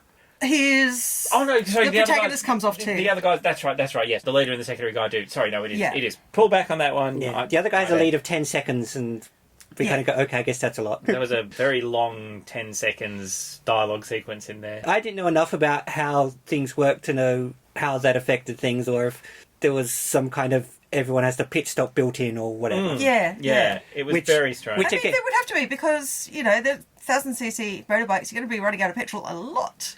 Yeah, and I will say, the race sequences are great. Really good. It is This really one's Bathurst. really good. Yeah. And in a way that I don't recall having seen for a while with genuine race footage, like actual broadcasting of races there. This one seems to capture that drop. I should have actually looked. Yeah, I should have actually looked to remember what it is. And it's not Mount Panorama. Mount Panorama is amazing. And, oh my God. Oh, the section of road you mean? Yeah. Do you think anyone listening will know this? No, but it matters to me. Well, Alrighty. we've probably already pissed off the... Every streetcar racer and enthusiast, yes. Yes, with Terribly us so sorry. much. So I do want to get the actual name of that particular... There we go, Circuit Facts. Sorry. There's a descent down the mountain. Yes, kidding. Bye-bye. I knew you didn't want to... Right, okay. Got to try and remember what it actually is. I think it's Skyline. Really highlighted how large a drop that double S down the side of the hill really is. And it was really cool. And to do it... Because I've only ever really registered cars going down there. So basically, this is our main motor racing circuit in Australia. This is our... Oh, God, I mean... It's our Indianapolis 500, really. It's Daytona, I suppose. Because there's so many different motor races that happen there. But I'd never really registered motorcycle racing as being a thing there at all. Where did the motorcycles race Phillip then? Island. The big motorcycle racing circuit in Australia, I always thought was Phillip Island. So, yeah, but this race at least is done, and we have a big win, and our guys make it through, and then there's a gigantic crash, or rather there's a gigantic crash right towards the end, and our guys make it through, because a gigantic crash has the baddies shunting Rick Horton, which is weird as well, but you get Jeff and Dave coming from behind, making it right to the front, and then suddenly it's a stoush between second and third. Yeah. It was a bit confusing. Yeah. But we have a massive crash and our Yoda is killed. Yeah, an empty van explodes. Yes. Because it goes through the Libyans, because it is actually a sky blue Volkswagen combi. But as far as I can tell, I think it actually is just an empty van. I don't think it has innards. No, I didn't. Looking at the way it crunched, it looked very similar to the original Road Warrior, the caravan. Oh, no, it is a van. Sorry, no, a van. That the first big crash happens when they're racing away from the police, and it's quite clearly an empty husk of a van that's just been. It just looked weird because well, apart from the fact it's an empty van, the bike crashes into it, then the bike explodes, and then the van's just like, well, what the hell, explode too? With exactly the same exploding noise too. Again, Yes. another one of those really cheap sound effects so that you can get off a record, I would imagine. So apparently it was an empty shell except for some dynamite. Well, you've got to store your dynamite in an empty shell. I mean, that's just common sense. You know, where else would you store it except right beside a big motorcycle race on a big track? Yeah. I saw a Mythbusters or something showing how Do not explode. how difficult it is for a car to explode. Yes. Yeah, I remember that they ended up shooting tracer rounds through a fuel tank. Tracer rounds, of course, being rounds that actively catch fire when they're fired, when they're shot. And, Yeah, and in this case, it wouldn't even have been the fuel tank, it would have been the cargo area. Yeah. So we have our win, our big victory, our heroes succeed in achieving their vague goal, and bodies are strewn all over the tracks. And everybody learns the lesson of how dangerous it is to race, except the ones who don't learn that lesson because they're going to Europe. Yeah, we have a big final, not standoff, but a big final discussion between Jeff and Dave. Yeah, apparently he's completely devastated if Jeff won't passenger him in Bathurst, but He's doesn't got need time him to trade up a new victim. Yeah, doesn't need anyone in Europe. Yeah. No, but at one point, I swear Dave says to Jeff, "You've always wanted to go to Europe." Yeah, he does. I swear that line is in there. And It it's like, is. what do you mean he's literally, you didn't know him 5 weeks ago or whatever. Yeah. And they do a lot of flying around, by the way. They go to Perth and Adelaide and you know, for 1975, there would have been a lot of travelling around. Yeah, this weird concept that Jeff's goal is Dave's goal because Dave really wants it a lot. Dave is projecting, or Dave is kind of assuming that his goal must be Jeff's goal because Jeff doesn't seem to have any goals of his own. Yeah, no one has a goal except for Dave. I was just about to say, this could have actually been a genuinely interesting, that's right, that sounds so reductive, I'm sorry. This could have been a way more interesting movie if there was some way of showing that Dave has almost been blinding himself to the fact that nobody else actually has his goal. That everybody else is just Like, going if along Dave for was, the like, ride, really literally. charismatic, this would work. Yes.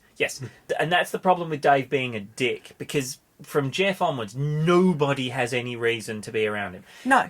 Jeff has no reason to be around him because he's going to get him killed. Lynn has no reason to be around him because he's a dickhead and does not treat her even remotely with respect. Carson has no reason to be around because, first off, he's not treating his daughter with any respect, and also he's insulting him in his own home, and there's no reason for him to be there. Ocker just is Ocker, and all the racers don't need to be around Dave because he's a burned-out person who's not half as good as he thinks he is as far as they're all concerned, and keeps killing his passengers. Yeah, you've pretty much summed it up. Yeah. In this world, and yes, we have acknowledged, sadly, that people die, but how many passengers die on your watch before someone says, hang on, I think I spotted the problem? Yeah, I see the common denominator. Yes. Is that why they had to get a random surfer to be his sidecar guy? That's why they had to get an American. All the Australians know his rep. Yeah, I guess so. But the problem is we've got none of the properly established common goals that are necessary for two people who kind of sort of hate each other in a funny, minimal way to get along. You don't have the Riggs and Murtaugh need to get along because they're cops that need to solve crimes. You don't have, family members who need to stay together because they're brothers. You've got nothing that ties these two together, and you don't have the concept of Dave as Captain Ahab. You could work that. You could make that a really interesting little idea, that you have Jeff go along for the ride because he's almost, he himself is fascinated by or obsessed with another person's obsession. Yeah. But you don't even get that. He's just there to bum around, and maybe he might want to do something that isn't actively going to have his head 30 centimetres off sandpaper tarmac. 3 centimetres? Well, 3, yes. Dave's default emotion is borderline annoyed, pissed off, means that during the part where it looks like he can't go to Europe at all because he has no bike, it's supposed to be that should be shattering. Yeah, but instead, because of how he usually is, it comes across as, oh, that kind of sucks. Yeah. He gets over that pretty damn fast. And so we end with, they win Bathurst. Dave's off to Europe. Yep. Jeff says he's not going. Lynn says she's got to go with Jeff. He needs me. That's it. Yeah. And our hero just Yeah. walks away. Bill Bixby walks off into the evening rain with his haversack over his shoulder. The Hulk. Bill Uh-huh. Bixby played the Incredible Hulk. Yeah, and literally almost every episode ends with Bill Bixby's Incredible Hulk wandering off Yeah. into the distance with sad piano music. And that was the thing, and that was where it really, right at the very end, it hit for me that this was an episode of The Dukes of Hazzard. It was an episode of Blue Thunder. And interestingly, Earl Bellamy, who's the director of this, went on to direct a lot of episodes of all those types of shows. Yeah. Ben Murphy came from that. Peter Graves came from those kinds of TV shows. And yeah, it... Maybe they were hoping to get a series out of this. Maybe just some backdoor pilot that Maybe. But then the series would have to take place in Europe and they couldn't afford to do it. figured that the start series would another. follow Jeff getting roped into Why? weird situations. Yes.